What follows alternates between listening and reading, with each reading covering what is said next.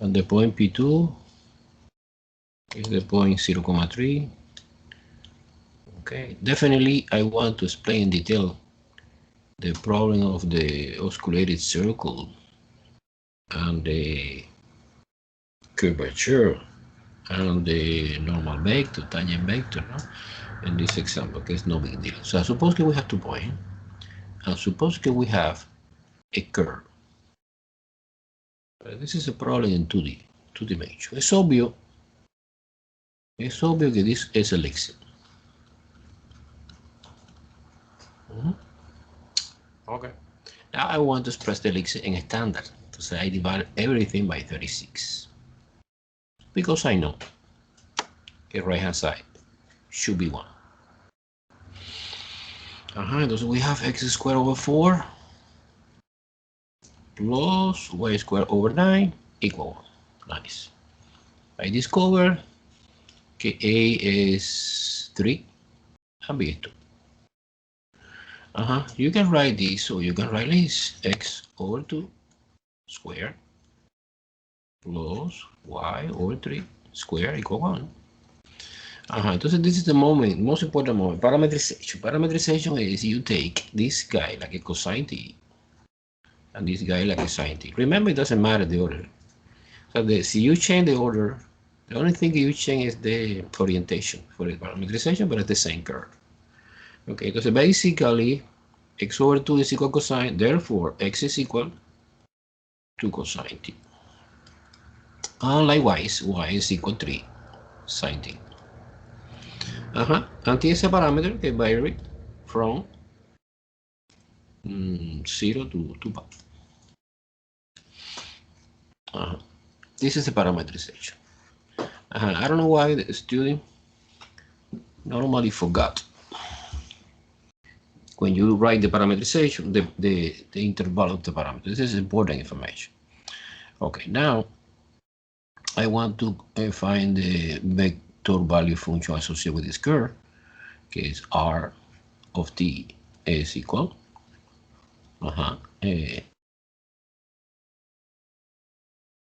t is the x component, comma 3 sine.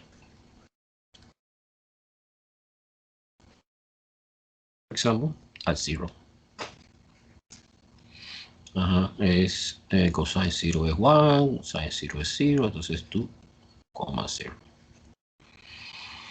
I have array in pi over 2 is 0,3. Because cosine pi over 2 is 0, sine pi over 2 is 1. Entonces this is a moment to understand much better the idea. Look, this is a problem 2D. XY. Now, the first point que represents this vector is 2,0. 2,0 is 1, 2 here. And this is the point 2,0 that represents this vector, position vector. Likewise, 0,3 is in the y-axis, 3 units.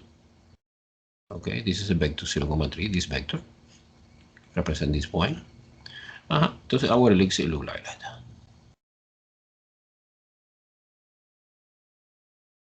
No surprise, not necessary this knowledge of the vector to because I'm pre-calculate. This is 2, this is negative 2, this is 3, and this is negative 3. The new bring can bring me the vector value function. And this part, can you differentiate something? This is one part of the mathematics. It's called differential geometry. Because to understand much better the curve, you apply calculus. Now, one important parameter can give me information about the curve is the curvature. And also, why not the oscillating circle? Okay, let's compute the curvature. The curvature. What is the formula? Well, the formula in 2D is easier. Is look, curvature at any time is equal magnitude, a component x derivative, and y second derivative, minus x second derivative y first derivative divided by x prime square plus y prime square, everything raised to the 3/2. You need to understand that this is the shortcut to apply this formula que es general in 3 dimensions. Is basically the magnitude of the r prime cross r double prime divided by r prime raised to the cubic power. This is the same, but this is simplification in 2D. Okay, I take my position vector, I find the velocity prime. When you differentiate that, derivative cosine is minus sine. Actually, this is minus 2 sine t, comma 3 cosine. Then you get sine cosine. Okay, now the second derivative, because the formula involves somehow second derivative, is equal derivative sine and cosine, but stay minus 2 cosine t, no? Comma minus 3 sine t. Derivative cosine is minus sine. This is my x prime. This is my y prime. This is my x double prime. And this is my y double prime in this formula. Okay, let's do it. Entonces, the curvature to any time, to any t parameter, not time, sino time. T is a parameter. Look, this t equals 0. And this is t equal pi/2. No, we discovered that when I do in the position vector. In this case, the orientation of this ellipse look like that, I suppose. So you assume, for example, another order, sine and cosine, you interchange. The only thing that changes is the orientation, but it's the same curve. Okay, so now derivative, so basically is you take x prime in this order, okay, minus 2 sine t, multiplication by y double prime, okay, this, minus 3 sine t, minus, the formula have a minus, x double prime is minus 2 cosine t, and y prime, que es 3 cosine t. Okay, que es y prime. This is y prime. Okay, divided by something. Divided by, well, x prime square. X prime square is minus 2 sine t square plus y prime square is 3 cosine t square. Everything raised to the 3/2. 3/2. Well, let's focus on the top. In the top we have 6 positive sine square t. This and this together. So we have minus, double minus plus 6 again, pero cosine square. So you factor out 6 out.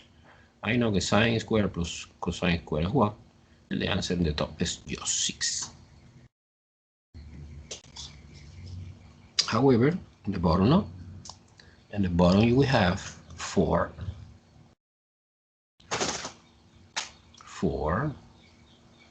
because negative 2 square 4 sine square t plus 9 cosine square t. Raise everything to the 3/2. Okay, and this is the formula for the curvature in our specific example, no? This is the curvature for any time. And the interesting point in our example is 0 and pi/2. I don't know, I put pi/4, pi/2. Suppose t equals 0. Compute the curvature. Curvature is 0. Well, this is 6 in the top. Sine 0 is 0. Stay alive only 9 because cosine is 1. Entonces raise 9 raised to the 3/2, something like that. Now, you know, 9 to the 3/2 is equivalent to, say, square root 9, que es 3, and 3 cubic is 27. Entonces basically is 6/27. Do you know that? And when you reduce in lowest term, it's 2/9. You divide by 3. This is the curvature, 2/9. And the radio of the curvature rho is the reciprocal of this. Boom. And this radio curvature represents the radio of the osculated circle. Okay. Now, I need to find the center. This is the in decimal 4.5, no? 4.5. Okay, it doesn't matter, fraction decimal. Okay, entonces we are working in that point using my common sense, my osculated circle. You know, let me try to use another color, blue color, for example. Look like that. Ooh. Okay, I know that the radio is this radio. However, in the center, I have no idea. But okay, to compute the center, we're using that formula. Look, I want to do quickly because it's too long. The center is equal the specific point plus rho, is the radius curvature, multiplication by the normal vector, uninormal vector. Uninormal vector, in this point, is obvious. So in this point, uninormal vector point in that direction. Entonces, uninormal vector, using intuition, if you want I prove mathematically, is equal minus I, sorry. Minus I is negative 1, 0,0. Okay, ese normal, ese univector in that direction, no? In that direction. Okay. To find a normal vector, we have a long way. You differentiate the tangent vector to get the normal vector, similar to the review package. However, I bring this example to illustrate not always this way is good. In this case, much better, in my opinion, doing geometrically, using dot product, cross product. Okay, so the direction of the normal vector, we can compute it using the Fresnel-Serret formulas, like that. Look, R prime cross R double prime. Okay, when you perform this cross product, you get the direction of the binomial vector. Of course, it's a univector divided by magnitude. But if you perform another cross product, R prime, again, look, this is the same, then you get the normal vector. It's a uninormal vector. Entonces it's easy in that way because it's numerical. So suppose R prime evaluating 0. Well, I take the equation, look here, this equation of the velocity I have here in my hand, and you evaluate at t equals 0. And the is 0,3.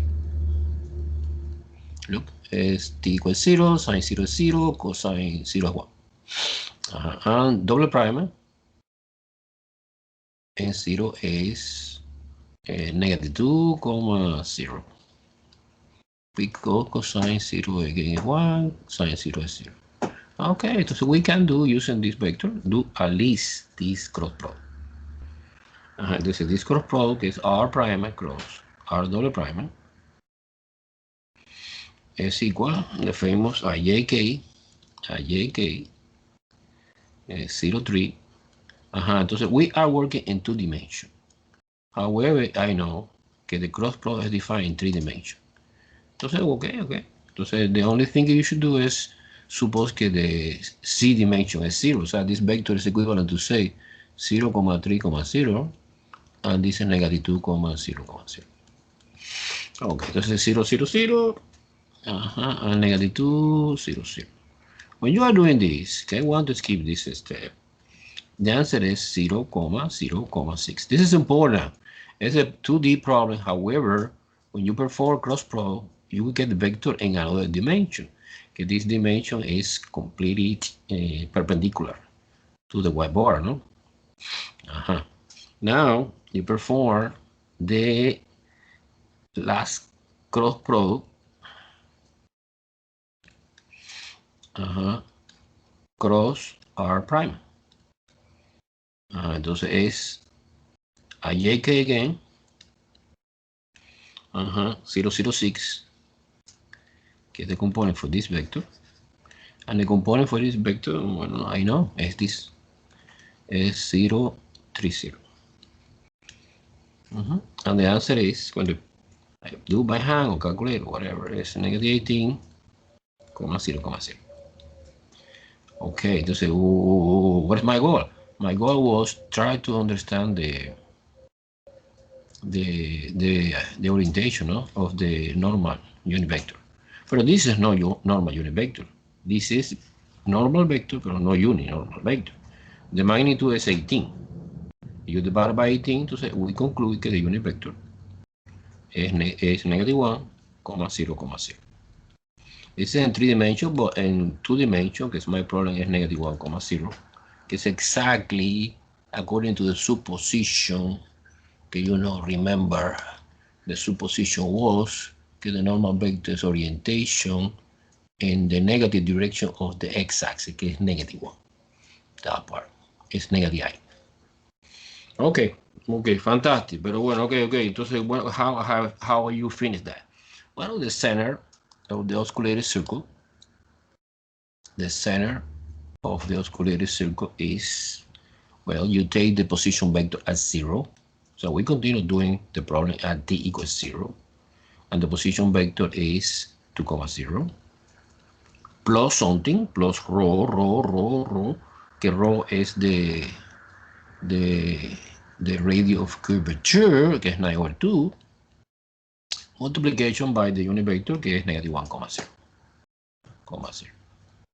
And we get, this is easy, multiplication by the scalar.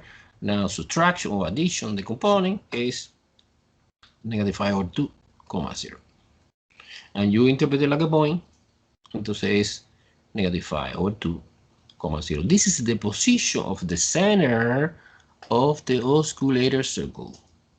Therefore, we have whole information to write the equation for the oscillator circle because we have the center and the radius. Wait, the unit vector wasn't, no, of course, this is no unit vector. Okay, this is the normal vector, but no unit vector. You find the magnitude of this guy.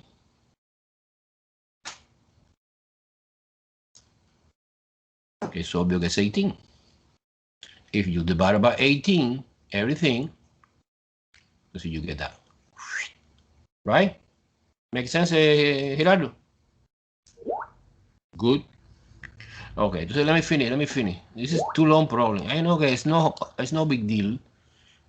But it's too long, this is the only disadvantage of this. Okay, entonces the equation for the oscillated circle at t equals 0, oscillated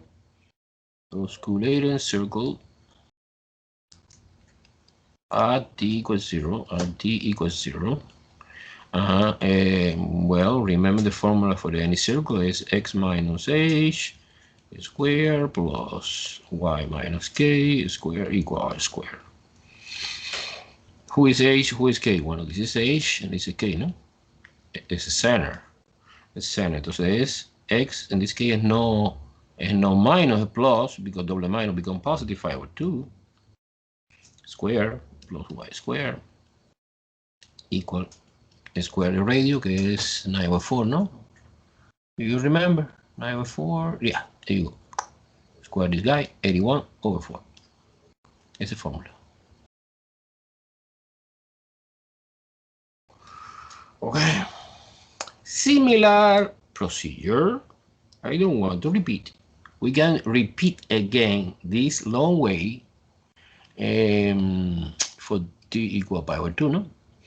However, let me try to predict something, no? In this case, pi over 2 gets that point. The normal vector, in this case, I suppose gets down. We can prove mathematical, of course, but I use intuition. And when you're using intuition, the normal vector is now minus j, no? Or 0, negative 1 in 2D. Or in 3D, 0, negative 1, 0. However, same procedure, you compute the curvature. You compute the curvature. The curvature pi over 2, I did that. Curvature pi over 2, plugging in the formula. I don't want to do, I skip that because it's the same mechanical action. It's 3 over 4. And the radius curvature is 4 over 3, the reciprocal, no? Now. Well, this is the center. This is the point. The point is 0,3. Remember, this is the position vector. Okay, represent the point 0,3 at pi over 2, plus the radius curvature multiplication by the unit vector. In this case, 0, negative 1. Therefore, the answer is 0,53. 5 over 3. Okay, it's 3 minus 4 over 3. 3 is 9 over 3. Minus 4 over 3 is 5 over 3. This is the center. Now the radius is this. This is the equation for the square circle. At t equal pi over 2 is x squared. We have no component in h. We have component in k. So plus y minus 5 over 3 square is equal to square. This guy gets 16 over 9. End the story. Any question? What part is confused? I know it's too long. It's another point. The point is not too long. You know, the problem is understandable step by step. Okay, the interpretation, the thing we are computing, curvature, radius curvature, how you determine the center, using the radius curvature and the unit vector, normal unit vector. Is the application. So this is one fantastic application in which you can analyze the curve, but another point of view. Okay, using the vector value function. Any question, guys? Any question? Clear? Confusing? Fortunately, I don't put this example in the test. Yes or no? Clear or confusing? Clear. Good. Okay, today we start new chapter. Chapter 2. Very, very important. Very, very interesting. Is the multivariable differentiation. Multivariable differentiation.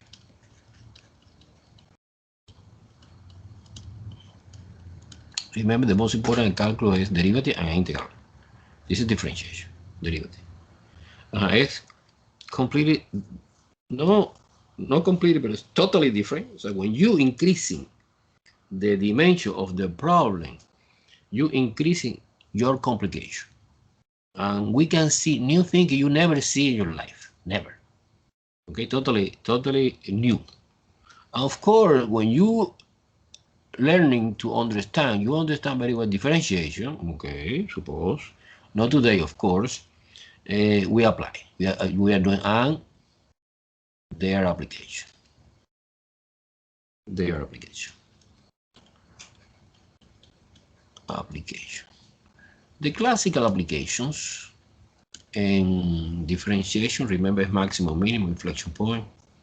It's similar, but it's a multi-dimension, multivariable. Okay, this is the first thing you need to know. Let me recall something. Recall calculus 1, recall cal 1, and cal 2. Because cal 1 and cal 2 are working on the one dimension function. we have function. Okay, the function f of x equal, suppose x squared plus 1 is a parabola. Open up. Entonces I have a graph of this parabola. Okay. I have the domain. I have a range. Okay, this look like all algebra. The graph is obvious 2D.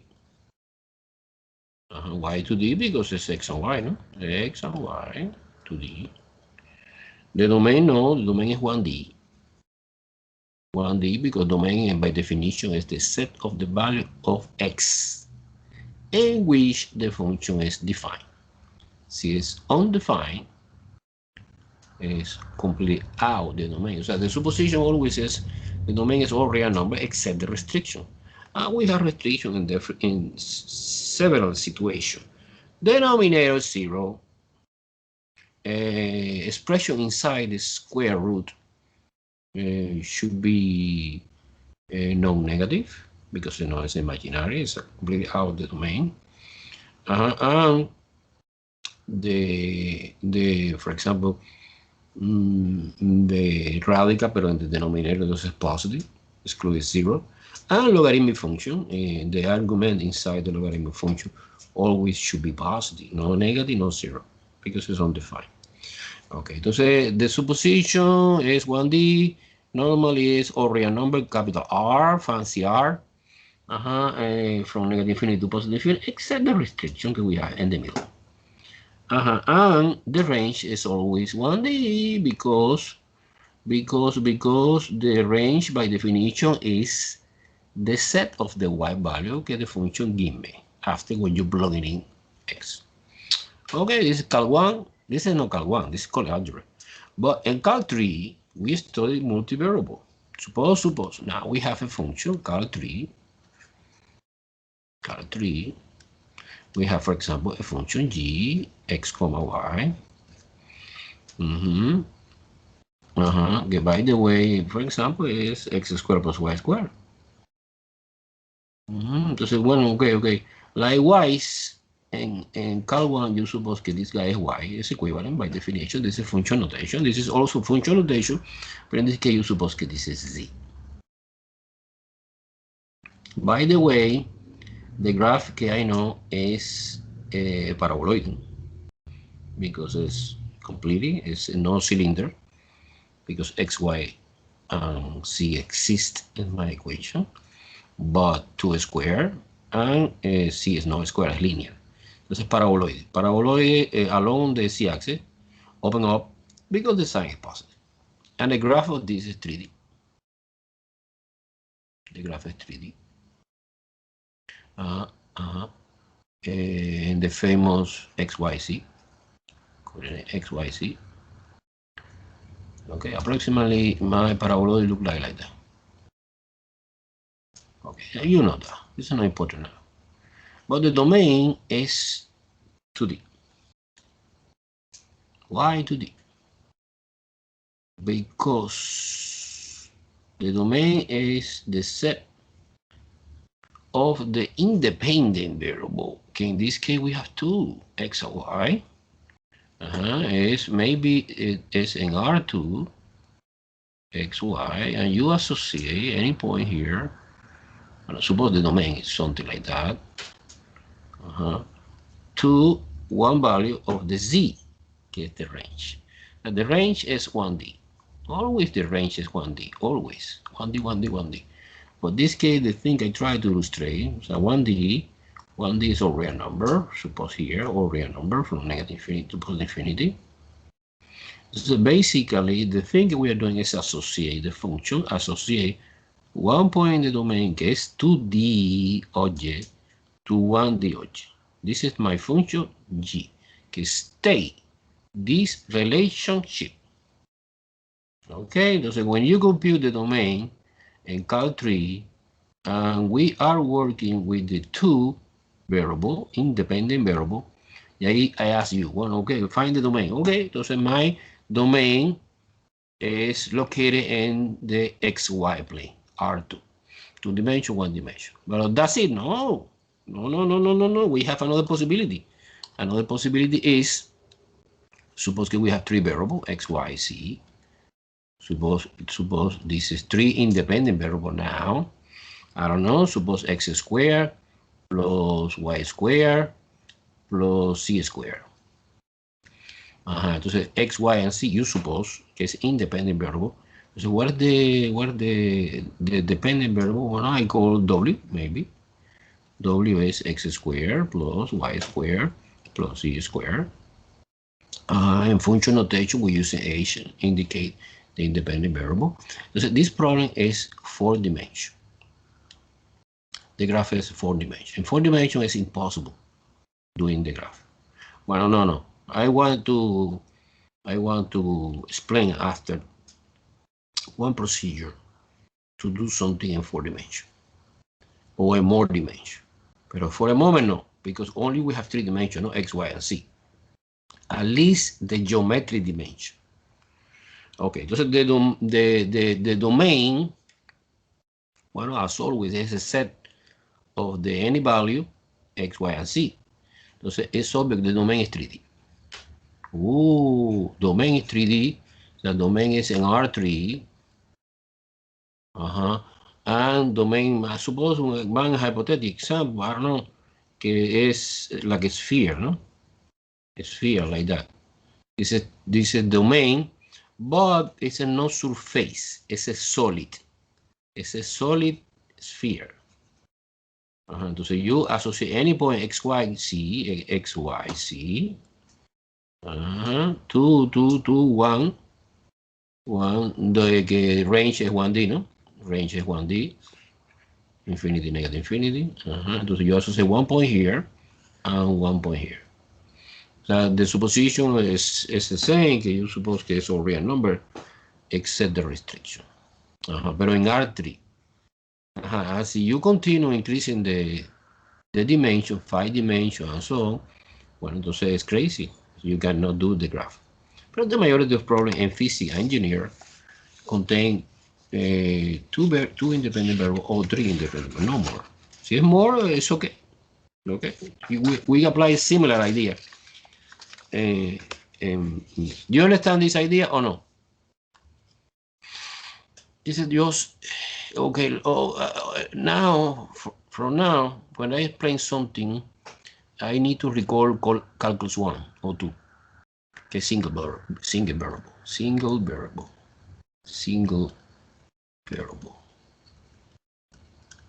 And this is multivariable.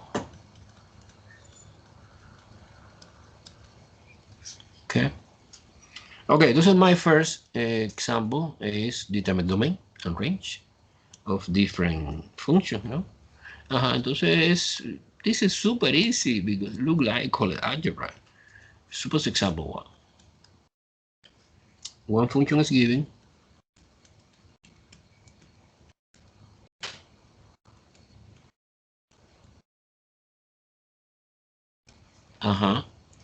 This is two variable, two independent variable, no? And the question say determine domain and range. Domain and range. And also, why not do the graph of this?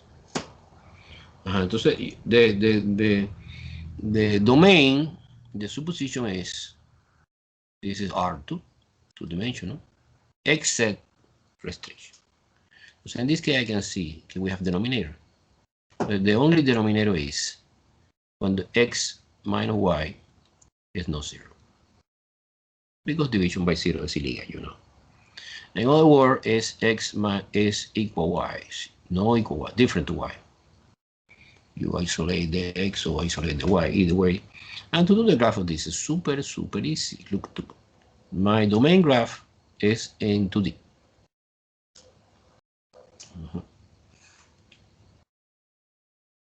This is x, this is y. The only restriction that we have is x equal y, que by the way is the line can be set first quadrant, not third quadrant. I put in dollar line because this is the only restriction that we have in our problem, and the rest is okay. The rest is okay. Any point, don't lie. and this line is domain. How you write that? Well, you write like officially is the order pair x comma y such that x not equal y. It's a one possibility to write that and do it graphically. And the range is obvious it's a real number from negative infinity to positive infinity, because when you plug in here any point into the expression, we get a real number, positive or negative, no? And never undefined. Undefined only is when you are on this line. It's completely out of the domain. End the story. Easy, easy. It's okay. Yes or no?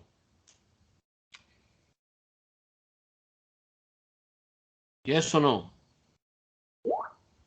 100%. Good. Let's go to example 2. Another example. Example 2 is g x comma y is equal square root. Yes, this example. Yes, this example. Yes, this example. Another no. Mirad. 4 minus x squared minus y squared. Suppose now the same. I need to compute domain and range of this. Okay. So the supposition is domain belong to the R2.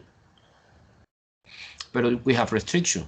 The restriction is when the expression inside the square root must be non-negative. So you set up the inequality. 4 minus x squared minus y squared is greater than or equal to 0. So you try to let me see, let me manipulate this.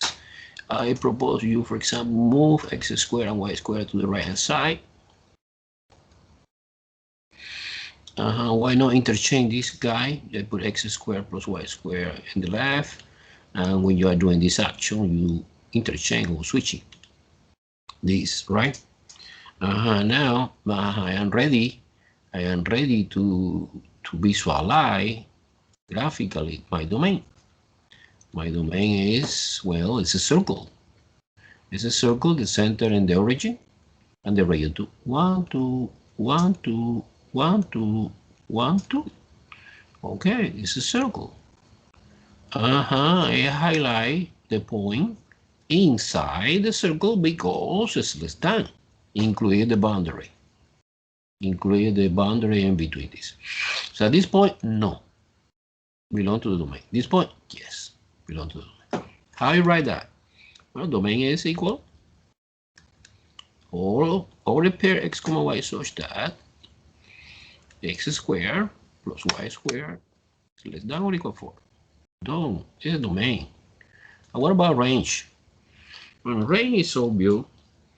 It's not all real number because, okay, see you, for example, apply your knowledge. Remember, range is the z value.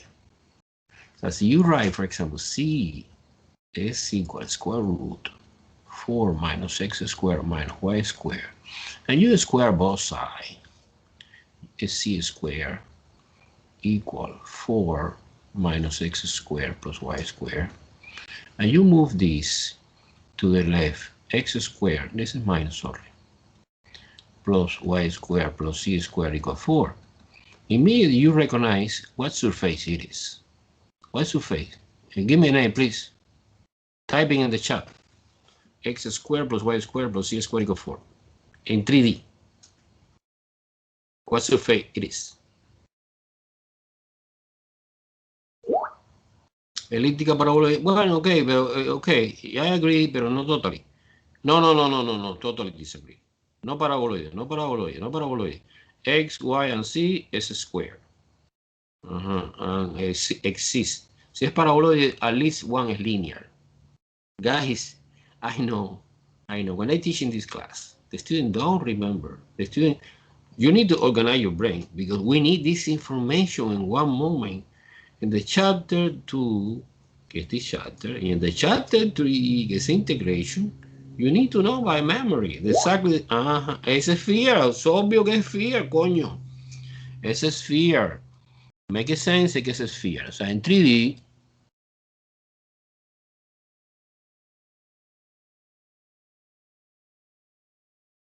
es obvio que es sphere and the radio too, ¿no?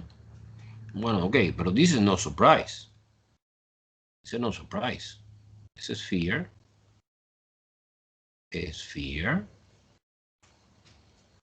sphere, and the radius too. But this is completely the sphere or hemisphere. When I manipulate a little bit, but remember the original equation is using square root. Y I take only the positive part of the square root. Actually, suppose que you isolate, we're doing backward. You isolate the c, when you apply square root both sides, you put plus and minus. That means that this is the upper hemisphere on the lower hemisphere. Actually, my range is only the c value and the upper hemisphere, o sea, that part. Make sense? Everyone follow me? Or confused? Entonces, the range is the c value such that c vary in between 0 and 2. This is the range. Wait, can you explain me again? Okay. C is the value for the function. Remember, C is our y is only upper. It's only upper. The reason it's only upper. Look. This is my fear. I recognize very well this. However, if you isolate C,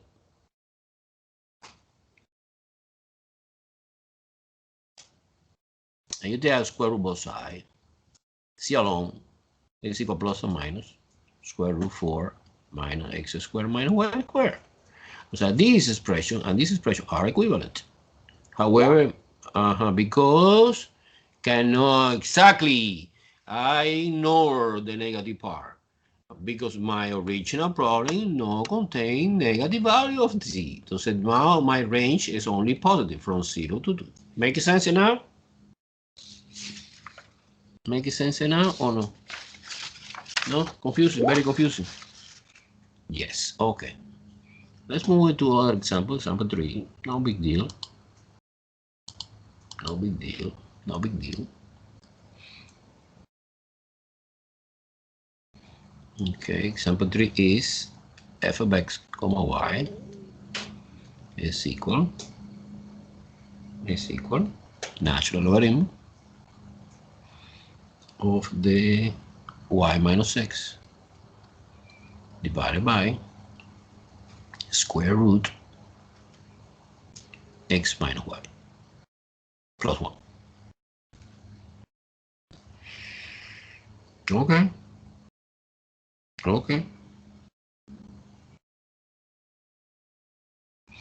Determine domain and range.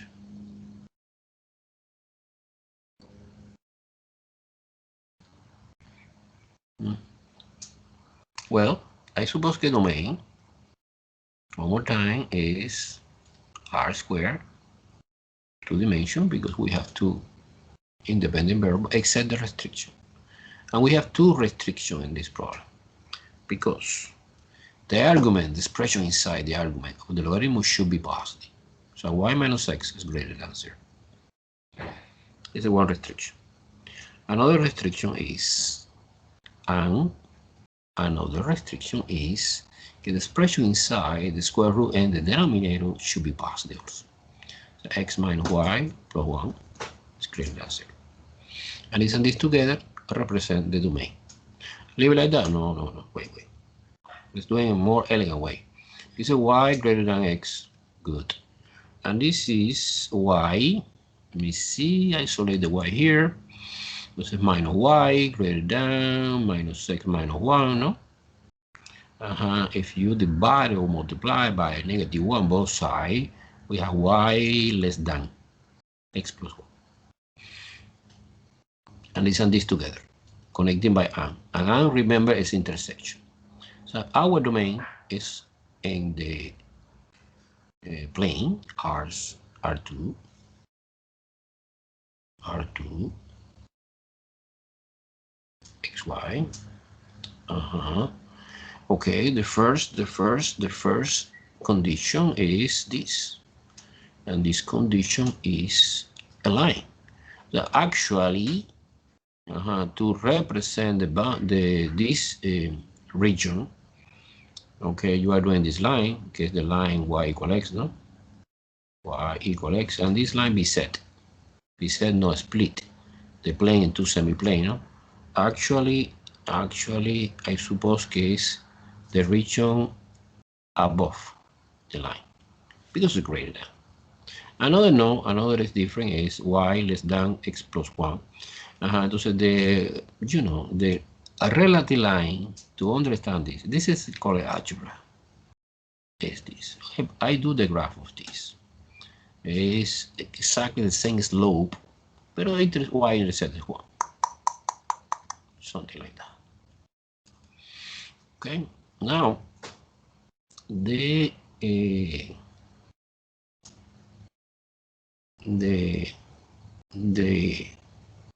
interval is below this line.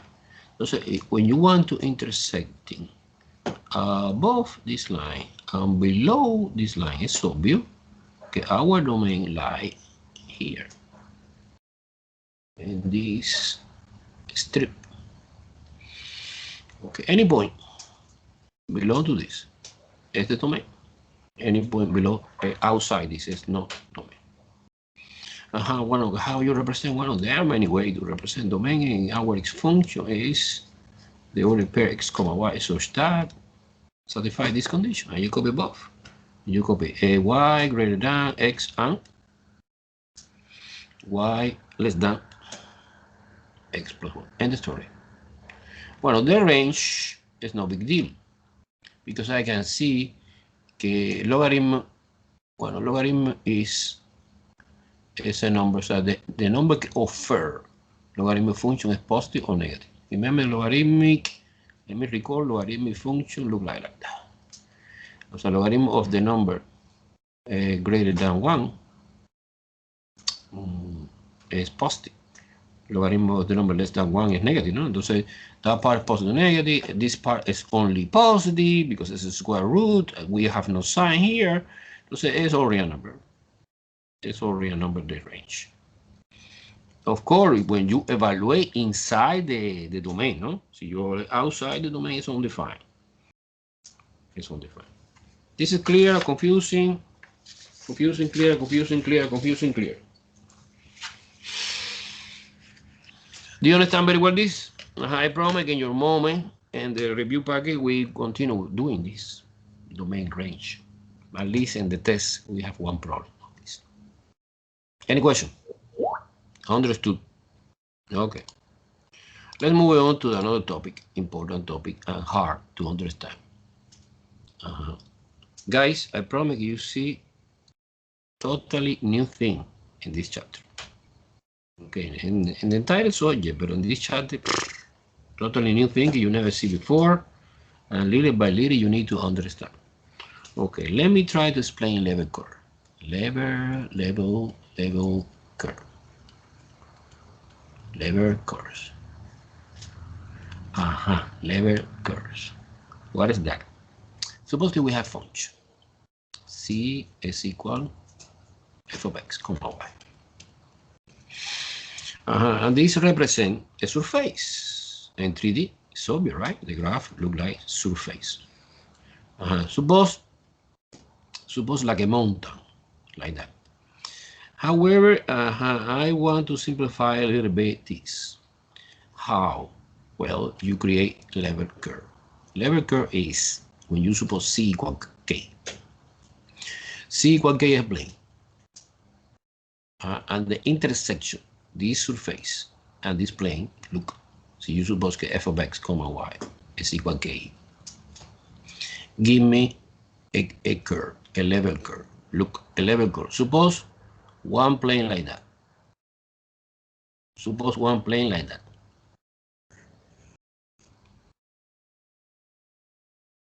Okay, entonces the intersection, this plane is C equal K, C equal 5, suppose. when the curve give me a curve. So si you vary the k 5, 4, 3, 2, 1, 0, no, or -1, doesn't matter, you get the family of the level curve. Like that.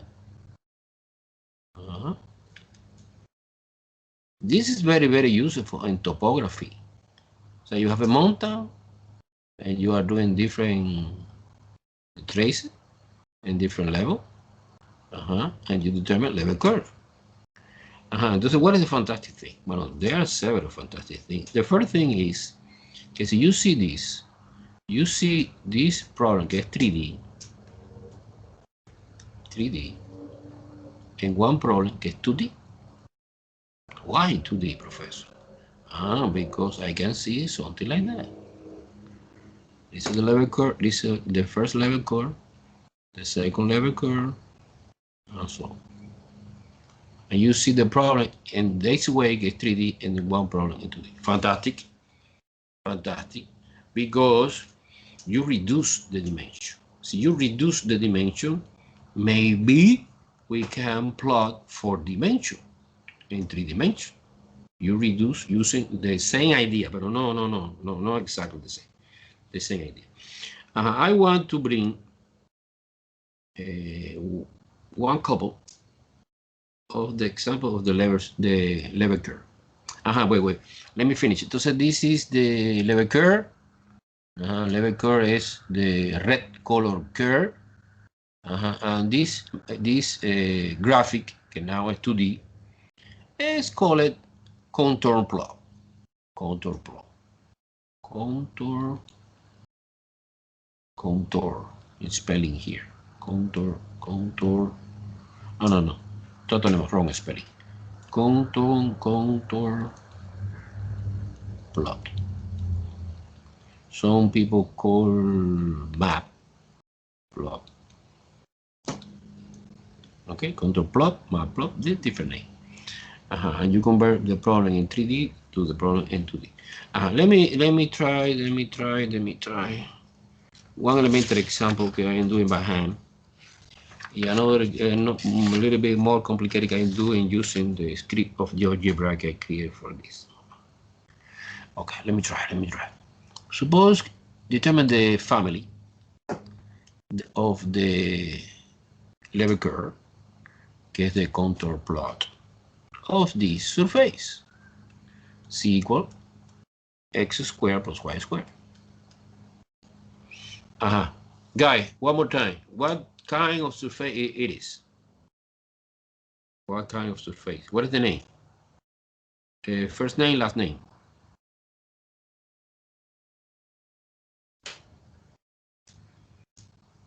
What is the determine elliptical paraboloid? Very well. Determine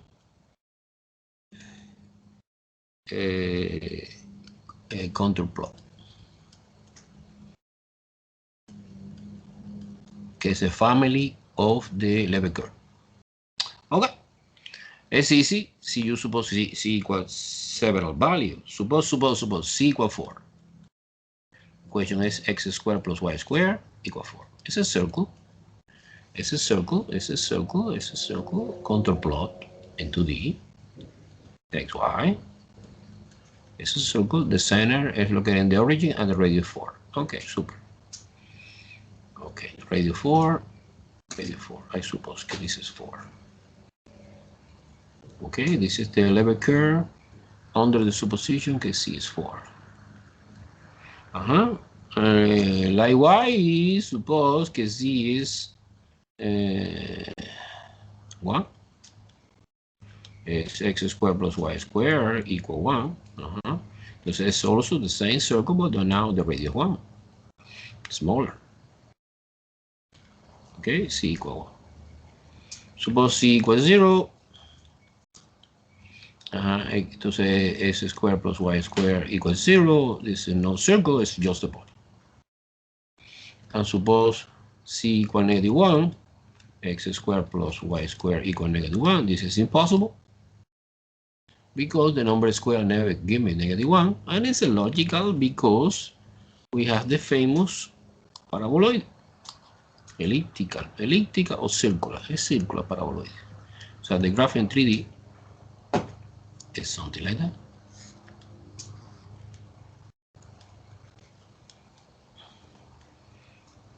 Using, and the thing that we are doing is suppose this. Okay, this is c equal 4. This is c equal 1. This is c equals 0. And negative 1 do not exist. And we have another family, but it's the same routine. Suppose c equal 3, c equal 2. Si es 3, maybe entonces es the same circle, but the radius is radical 3. And c equal 2 is radical 2. And c equal 1 is radical 1. Entonces, super easy to understand. Everyone follow me? Level curve. Okay, super. Maybe you don't understand very well the application of this, but I promise that you see in some moment. Okay, I bring another example, more complicated. The dual behind is a little bit crazy, and it's not important. It's not important because we're using algebra. When you try to visualize something complicated, suppose y squared minus x squared equals c. Okay, what is the first name and the last name of this function? What's that? I don't have idea. I'm lost. I never remember the quadratic surface. The professor explained very well. However, I am lazy. Yeah, I never organize my brain. And he said this is very, very useful in the next chapter. No? Wow. Okay.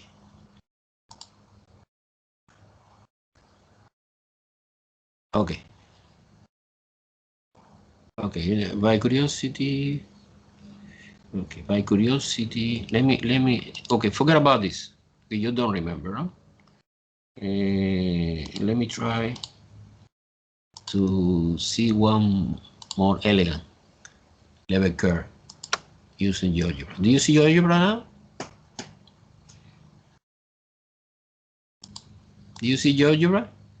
Yes or no? Answer me. Good.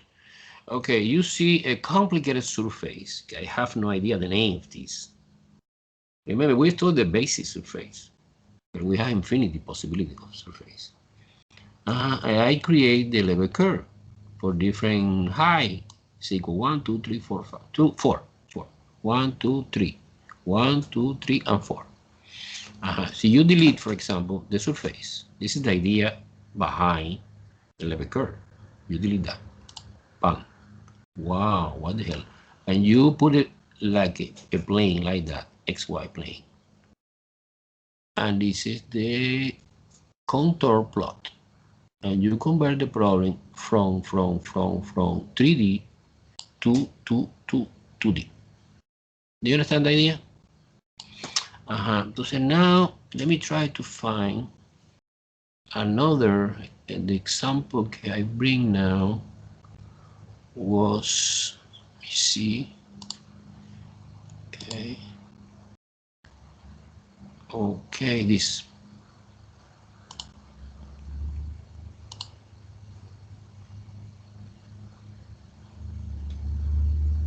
Okay, wow, what the hell? Do you see GeoGebra, right? Okay, I put in the whiteboard. I put in the whiteboard. Y squared minus x squared. No, I make a mistake. It's x squared minus y squared. It's the same. The only thing it changes the sign. Okay, so now this is the hyperboloid parabolic. Hyperboloid parabolic. Now let me try to see, for example, the level curve. I put this plane c equal k. I create the slider. This is the plane equation, and this is the intersection. Look. Bam, bam, bam, bam, bam. Okay, animation. I don't know exactly what happened here when I create the animation. And you see, get the hyperbola. So the thing I am doing was, wait, I need to, okay, sorry. This is the animation. Okay, this is the family of the level curve you see here in the plane. How the plane C equal negative, from negative 5 to positive 5, step by step, 1, -4, -3, and create the hyperbola. It represents the level curve. Okay? Do you see or no? Okay. Maybe you understand the idea, but you don't understand very well the application of this. Professor, I don't understand the application. Well, see, the application was can you convert the problem of the 3D into 2D. So this problem in red color, not red color, purple color, and the left part, I simplification a little bit in 2 dimensions in this part. Okay, no bad. Okay, let's come back to the whiteboard. Level curve. Let me switch into whiteboard. Okay, whiteboard again.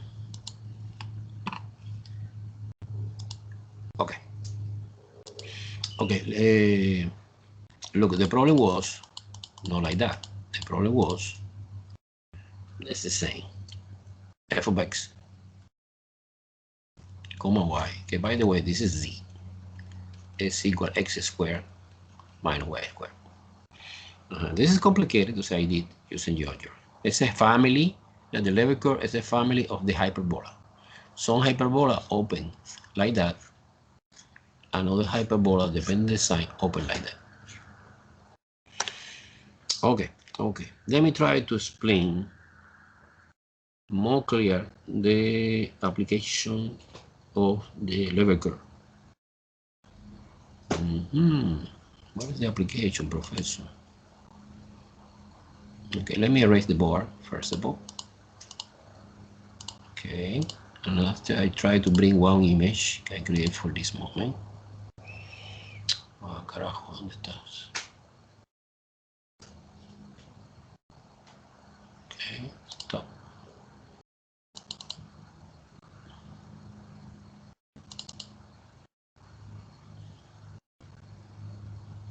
Well, I have no idea. Because it's PDF. Okay, PDF. No. PDF. Okay, sorry, PDF.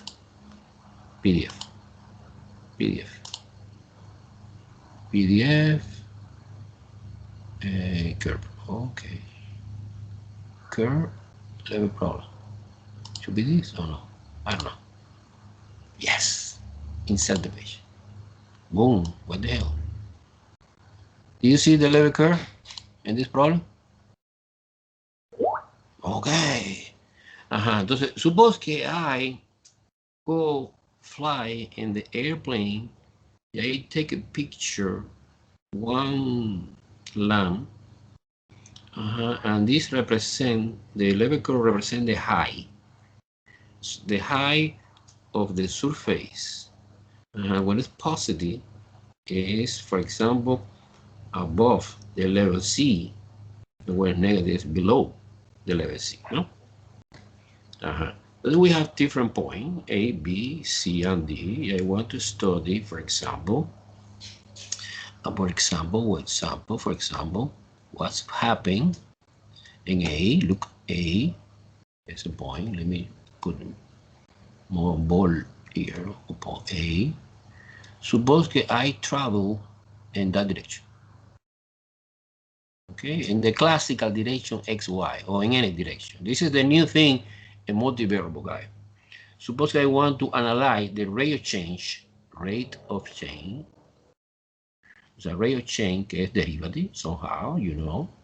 Okay, the derivative of the function. The function is this function, but derivative in the direction x. Let me use in this notation. I want to explain perfectly after that the notation. Okay, entonces, of course, you cannot determine the value, but you can determine the sign. ¿Es increasing or es decreasing? O sea, rate of change. When you move in the x direction, I am stay in the point A. However, I move to the right in the x direction. This derivative is positive or is negative. So suppose the picture in the one dimension, okay, it's a point A. Suppose this is a point A, and my point is increasing or is decreasing. It's going up or it's going down.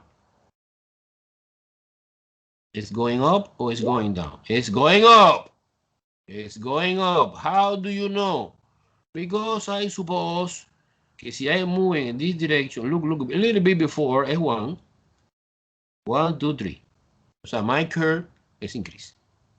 Okay. Okay. I understand that.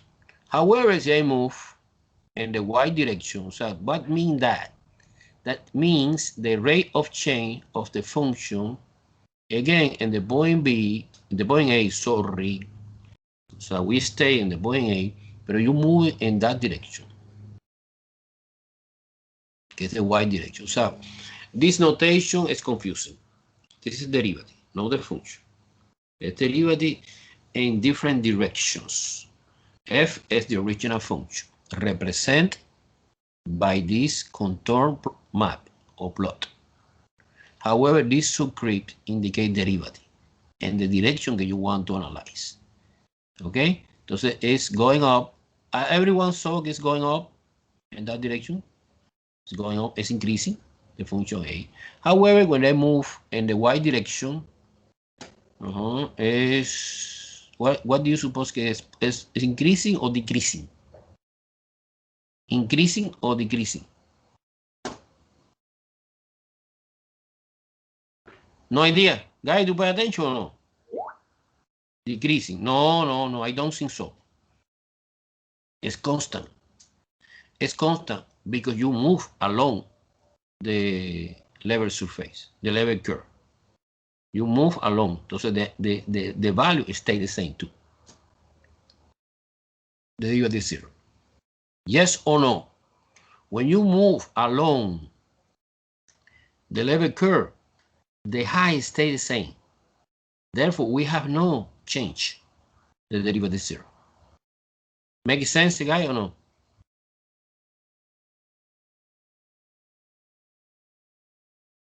No? Multivariable. I don't see it. Okay. You are in the mountain. Here I do. The mountain have, suppose 200 meters. 2 represent 100. And you move along the same level curve, que es 200, 200, 200, 200, 200, 200, 200. What is the derivative? The constant function. 0. End the story. When you move along the level curve, we have no derivative. When you move in one direction or another direction, it's increasing or decreasing. Make sense now or no? No, clear. Confusing. Confusing. But when it's increasing the curve, it's increasing or decreasing. How do you know? Look in the number of the level curve. Okay. In that direction, I go from 2 to 3. It's increasing, no? And a little bit before is 1, 2, 3. But in this case, the level curve is 2, and this is also 2, and this is also 2, and this is also 2, and this is also 2. So when you move in that direction, the derivative is 0. This is for the point A. Sorry. From the point A. For the point A. Okay, let me clarify the idea. Look. The derivative, but this notation is indicate derivative, subscript, and you need to specification direction. And the point A is positive, increasing, and derivative in the y direction, and the point A is 0. because you're moving along the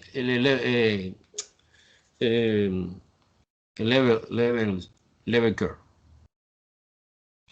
Everyone follow me or no? Guys?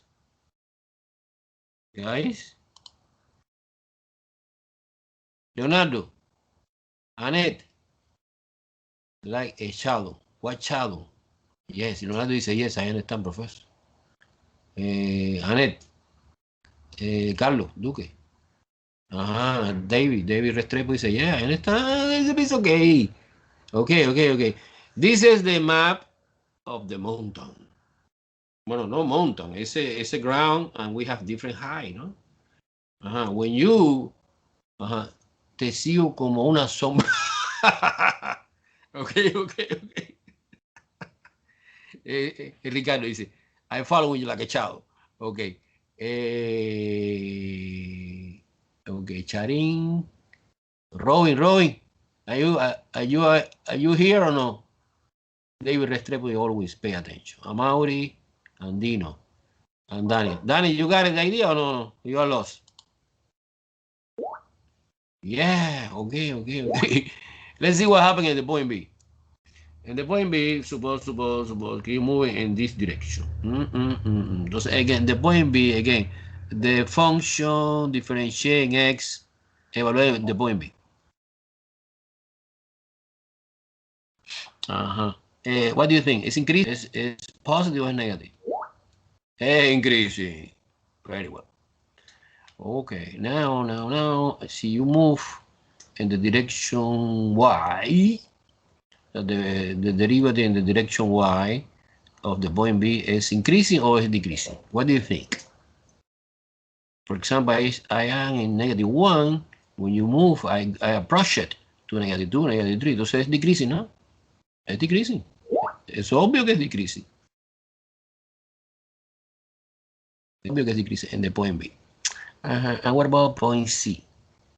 Point C in this direction, so the derivative in x direction, evaluate in the point C, and the derivative in the y direction, evaluate in the point C.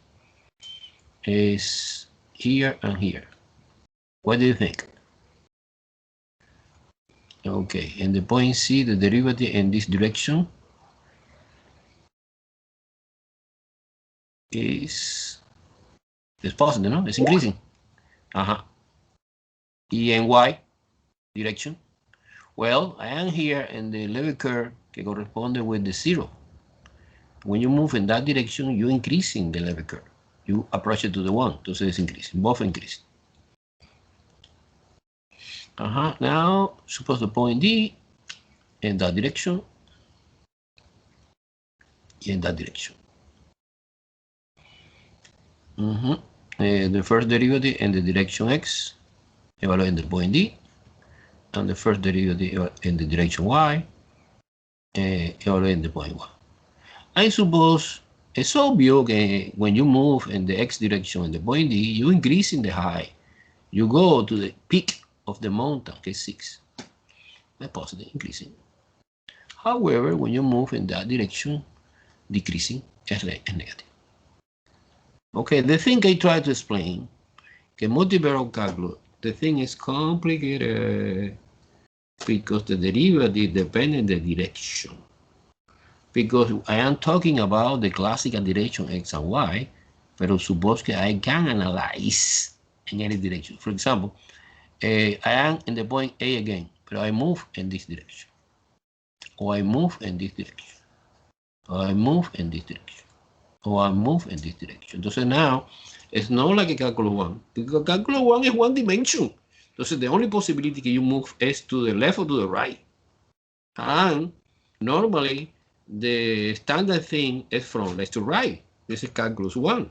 But in multivariable, you move in any direction. Therefore, we study derivative, pero es directional derivative, in any direction. Y hay specification the direction I want. How you specification? Using unit vector, and that's it. Using unit vector, and that's it. So I want to compute the derivative in the direction something. Y hay specification like a unit vector. This is like an introduction, no? The thing that you try to face next week.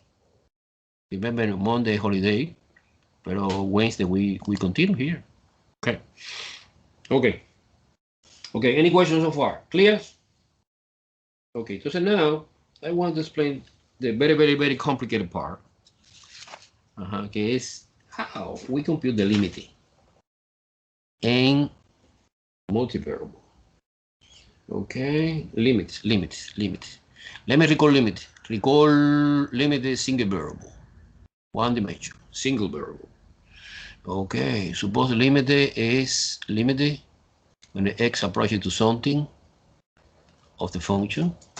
And remember, see if my function f is continuous,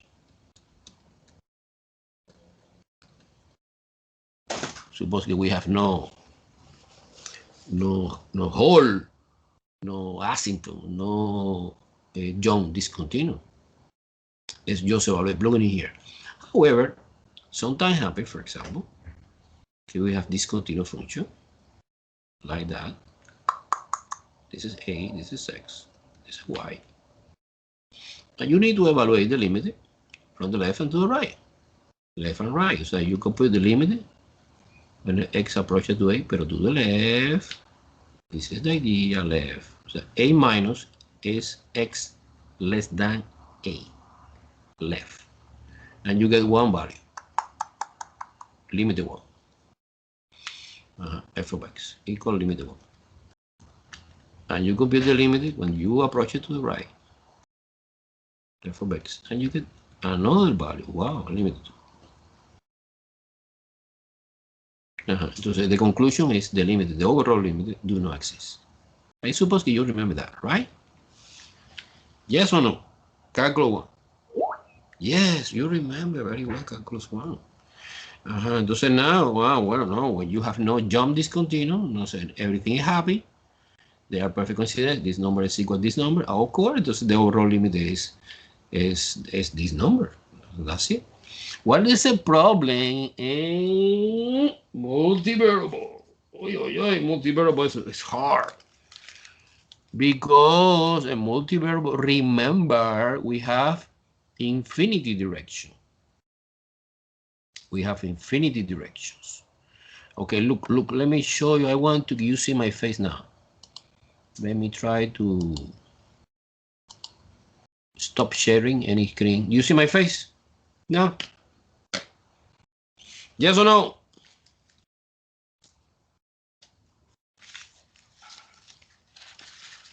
Okay, I have surface here. Do you see the surface? Surface. Suppose I want to approach it, I want to find the limit to approach at this point. We have infinity possibility to approach it.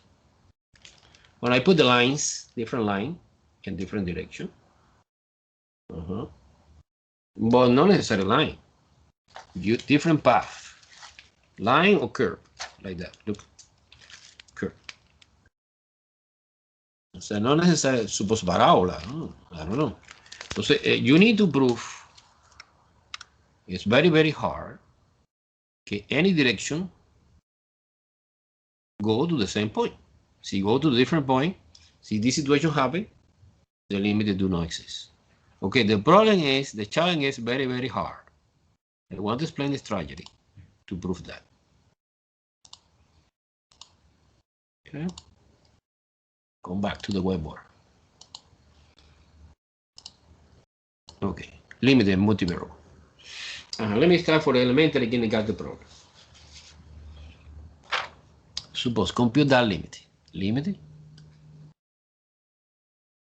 when the x comma y, look at the notation, it's different.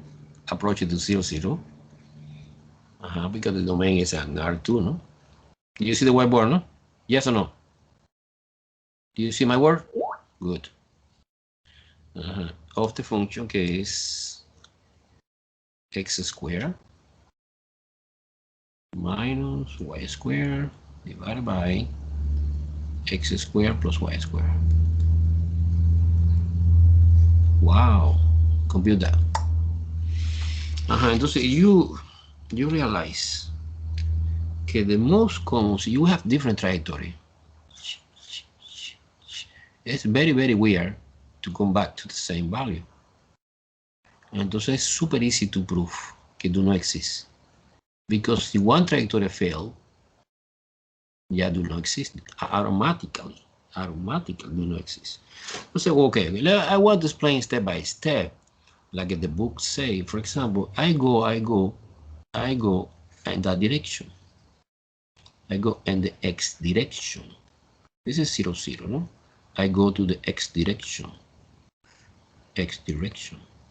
Entonces, en x direction es obvio que y es 0.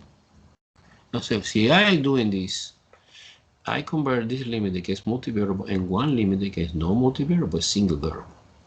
Okay, this is not equal. This is another equivalent limit in which x approaches to 0 under the supposition que y es 0. Entonces, bueno, okay, in the top we have x squared, in the bottom we have x squared divided by x squared is 1, one limit is a constant, is the same constant. It's 1. Pero this is one value of the limit. And this is no. I need to apply different trajectory. Suppose another classical trajectory. Okay, this. This trajectory is x equals 0. Bueno, entonces you convert the limit in another limit, is limit when the y approaches to 0. Entonces we have in the top minus y squared over y squared. Es obvio que es y. 0 is negative 1. The answer is negative 1. Wow, entonces it's different. And you prove somehow if the limit do not exist. And this is a little bit a stupid thing to do this. The more efficiency way. Let's see another example.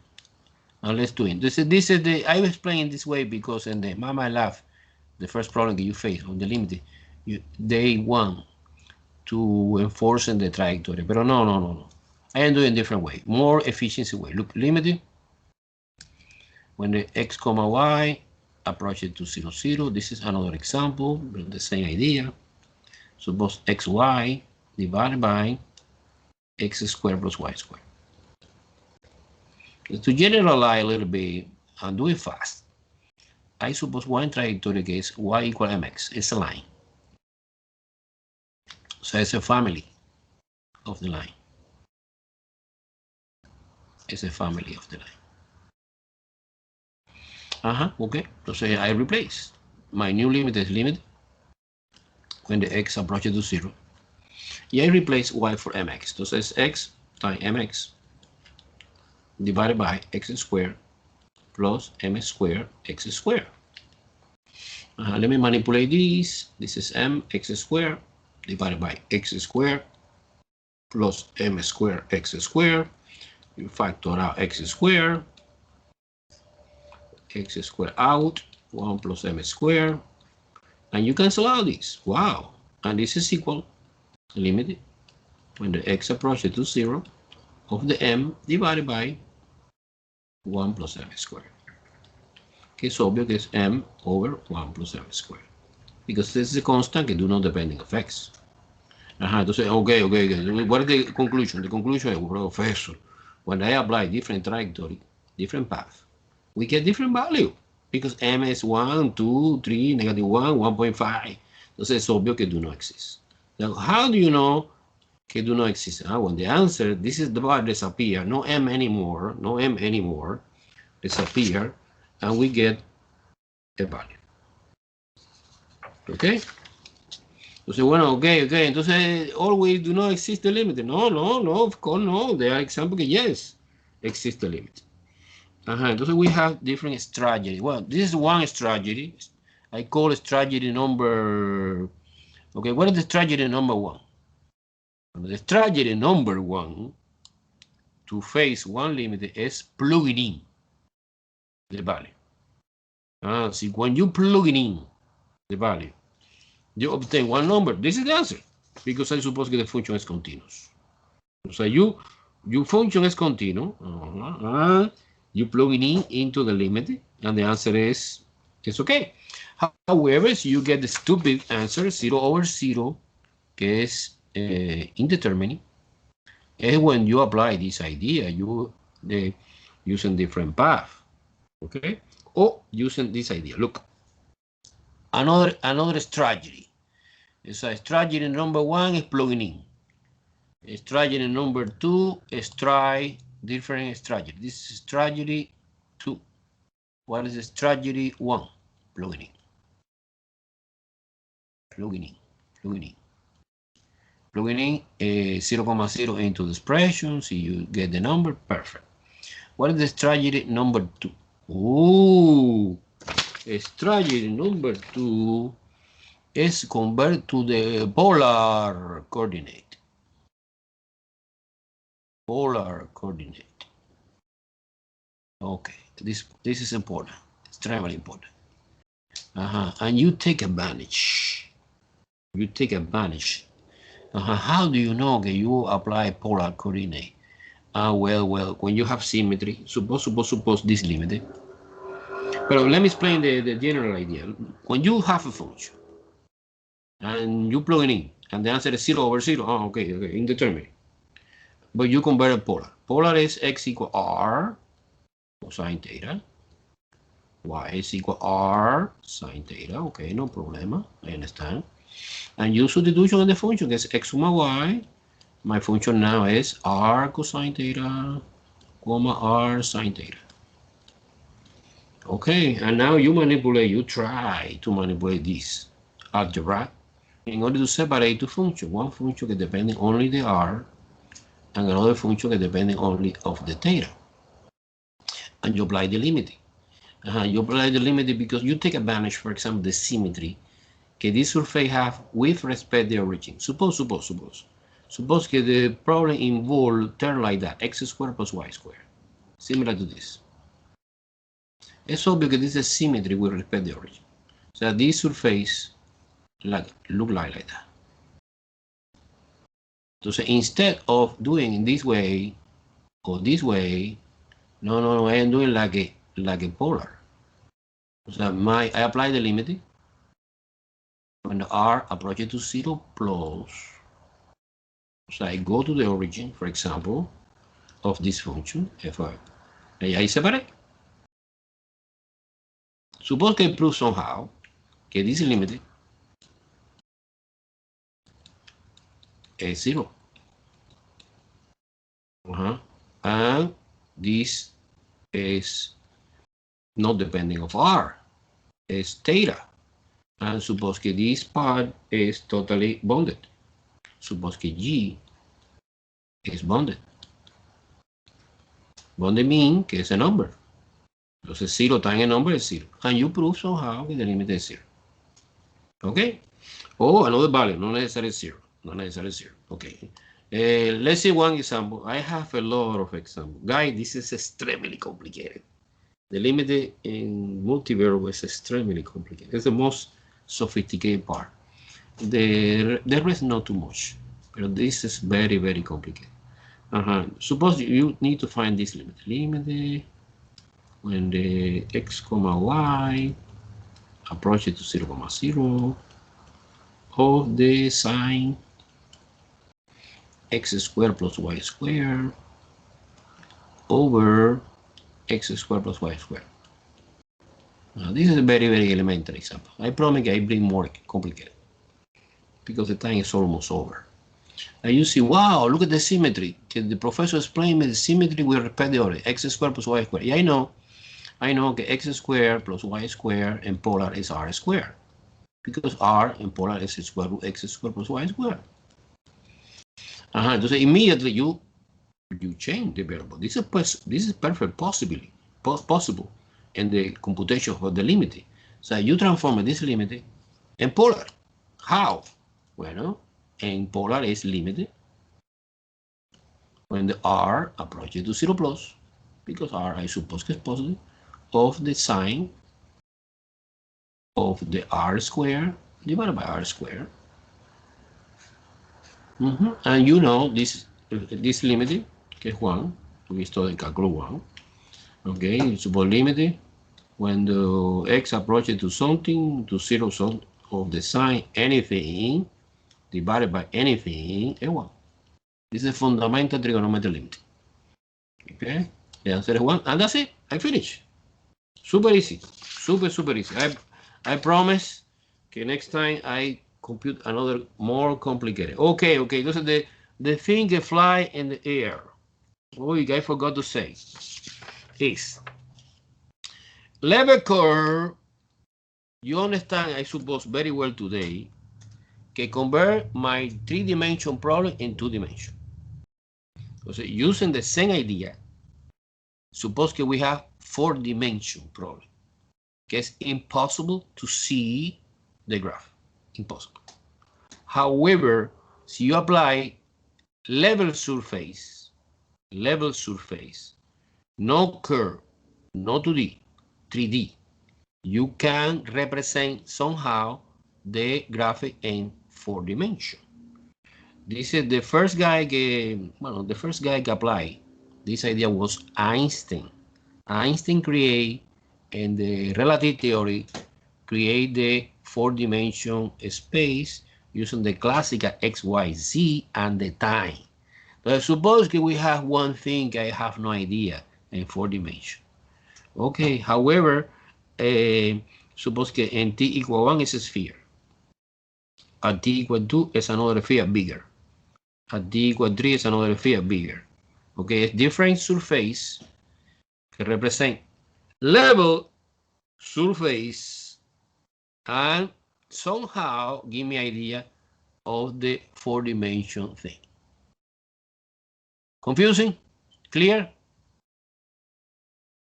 Okay. Wow, too much. Bueno, guys, very interesting. Yeah.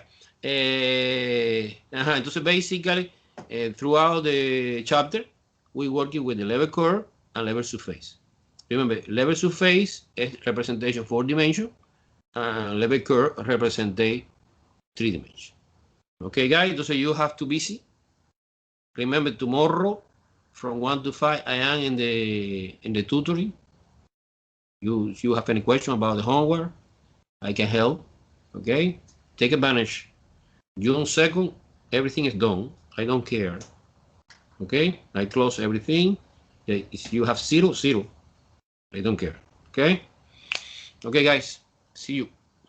Enjoy your holiday.